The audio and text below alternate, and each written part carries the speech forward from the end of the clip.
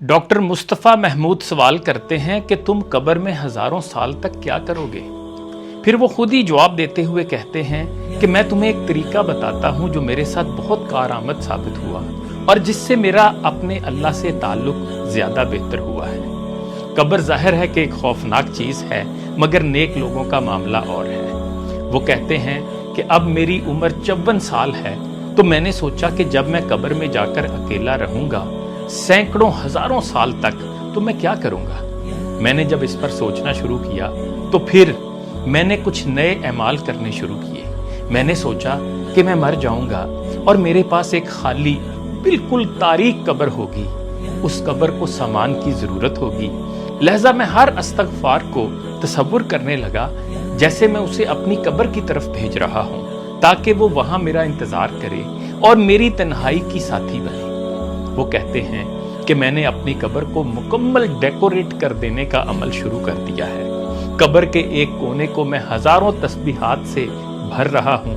यहाँ मेरे सर के करीब कम से कम 300 खत्मे कुरान होंगे जो मेरे लिए आरामदेह बिस्तर का सबब बनेंगे। हर रकू को मैं ये तसव्वुर करके अदा करता हूँ कि मैं उसे कब्र में अपना जखीरा बना रहा हूँ।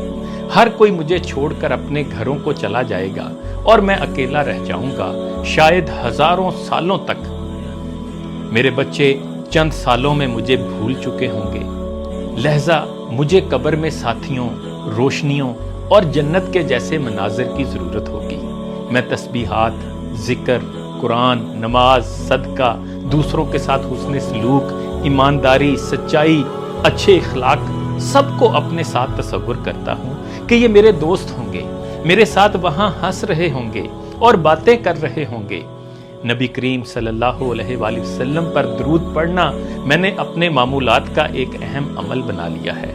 ये वहां हमारी महफिलों में भी शामिल होगा, ठंडे पानी की तरह, खूबसूरत लिबास की तरह।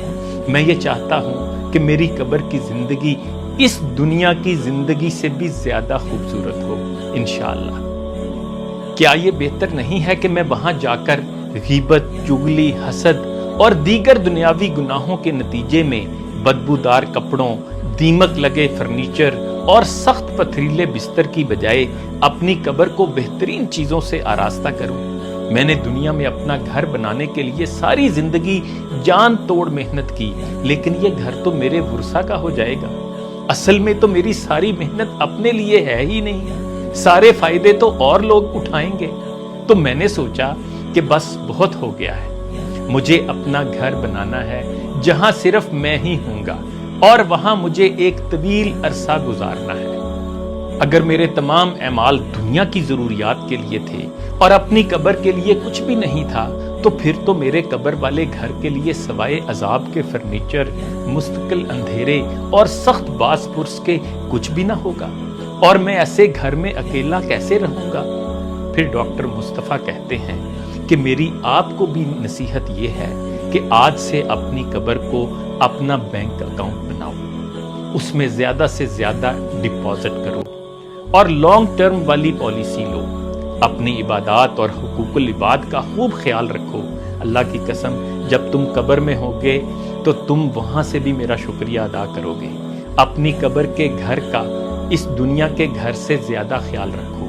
अभी तुम अपने घर वालों के दरमियान हो, पहन रहे हो, खा पी रहे हो, आराम से घर वालों के दरमियान सो रहे हो और तुम्हें तुम्हारी तमाम जरूरियात मयस्सर हैं, फिर भी तुम अपनी हालत से नाला रहते हो, हर वक्त कोई ना कोई गिला शिकायत करते रहते हो।